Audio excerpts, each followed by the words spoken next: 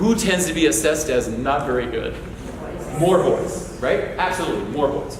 Remember that those beautiful people who are taking care of our kids, beautiful people, just like the teachers, everyone, beautiful people, right? Great people, but never got any training in this, so they didn't know, right? So they set up behavior assessment, and they set up the system around the female brain, which does words on both sides and connects words to feelings and words to sensorials on both sides, okay?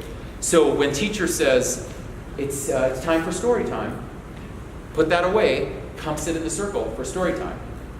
Who is better at that? Yeah, the girls. They'll go, oh, and they'll put the stuff back in the cubby. And by the way, there's a 1 in 5 exception rate to everything I say, so you're right now going to know of a boy who immediately puts everything in the cubby, right? So always figure 1 in 5 exception rate. Always figure that, because I have to take things apart and talk about them separately, and the brain is very complex. So you're going to know someone where it's a boy. But if you go observe that community, you'll go, yeah, 4 out of 5 times at least.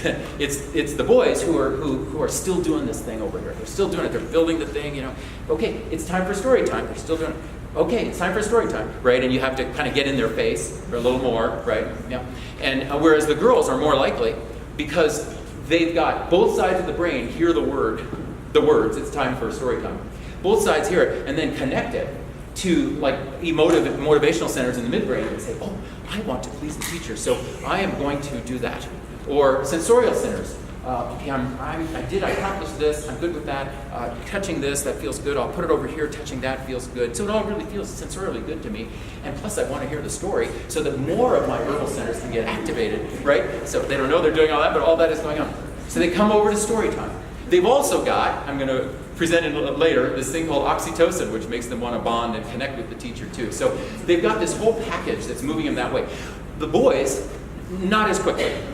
That's one little negative on the boys already, right there.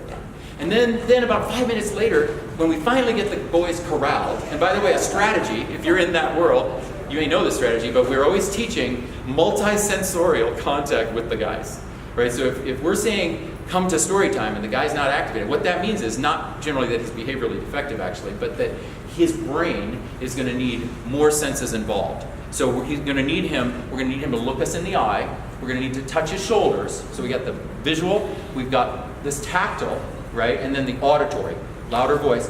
Okay, Mike. By the way, I was on Ritalin as a kid, so I was trouble. Okay, Mike, it's time to come to story time, right? Okay, and what that is multisensorial, to get more of his senses involved to help his brain to move from this task that he's really engaged in to stop it, because we want him to come to story time. So then we have him come to story time, and what happens? Who tends to sit still better in the circle, right? So you know this. So the girls are, again, you're going to have an exception. I have a daughter, one of my daughters, we called her Tigger, because from, Winnie the Pooh, because she was a bouncer like her dad, right? So a lot of girls will move around, absolutely. But in general, you're going to see that mostly the girls are going to be sitting there, and that some of the guys, not all, but some of the guys are going to be doing what? What are they going to do? Yeah, kind of rolling around. What did you say here? Fidgeting. They're going to be fidgeting. Thank you. Fidgeting, rolling around. Touching, yes. Poking, touching, right? So they're involved in touch attachment. But we don't, in our behavioral assessment, that is not touch attachment, right? We don't write great touch attachment. We write can't sit still, can't listen to teacher, maybe needs Ritalin. Right? I'm being a little hyperbolic, but you know what I'm saying. And by the way, some kids need Ritalin stuff, but you get what I'm talking about, right?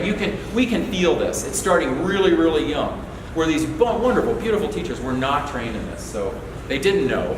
And so that environment is set up around what we call a verbal emotive, verbal sensorial brain. Verbal emotive meaning talk, verbal, words, anything that produces words, so talk, read, and write is verbal. And then connecting to the senses, connecting to the emotive centers. It's not set up. Okay, so what's the male brain doing on the right?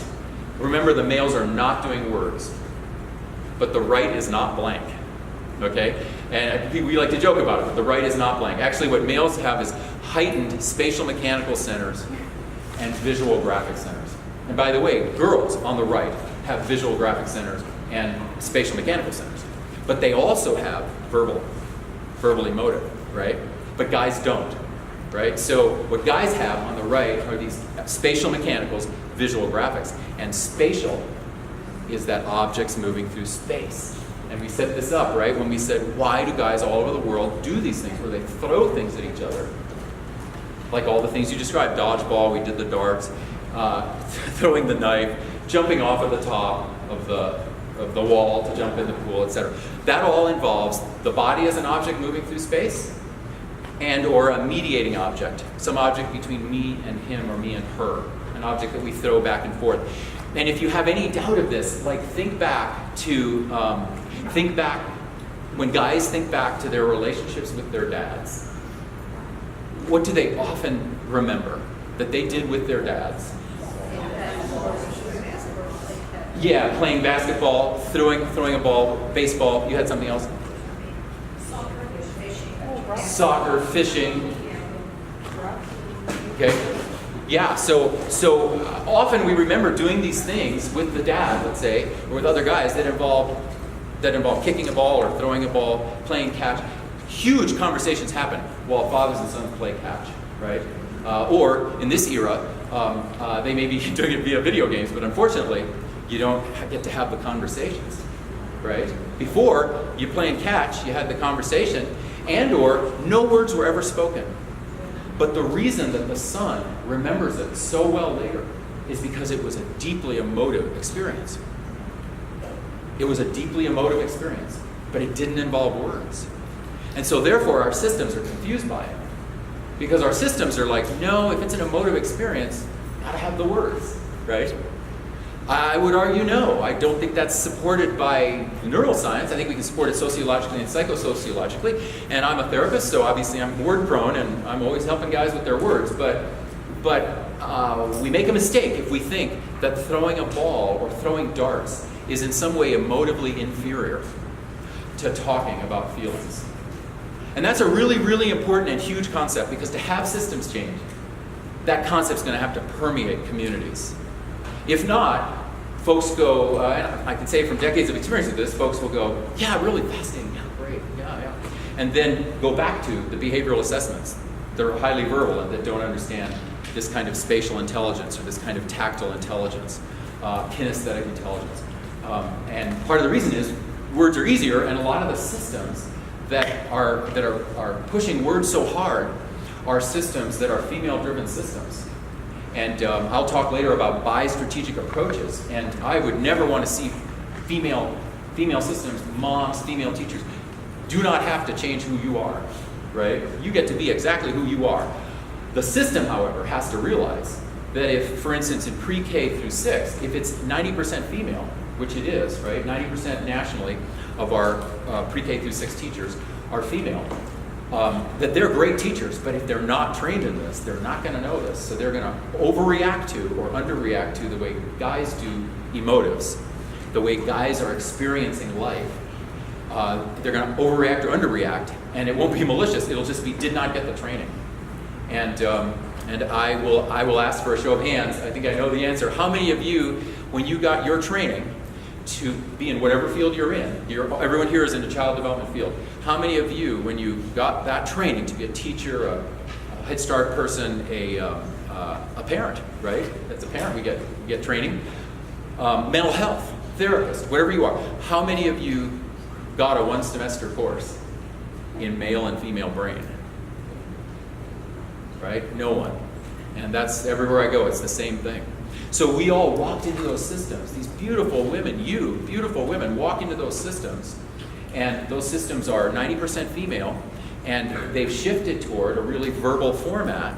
And that's an easier format, I would argue, for female brain and for some guys. You know, some of us guys are really verbal who get into child development. So it's a way to go. But it creates the systems failure. And the failure is not the teachers. The teachers are great. The parents are great. The mental health professionals are great. We're all really good people. Our argument is, our work is to retrain everyone, to get them the training and the interventions so that they can expand out from beyond where they start. And that includes guys. There are a lot of guys who think they're good at working with boys. They're not so good, you know? And there are a lot of guys who think they're good at working with girls. We actually have to we have to train them and say, oh no, this stuff you're doing with girls, that's going to backfire. Understand the female brain. So this is not, going after one group or the other.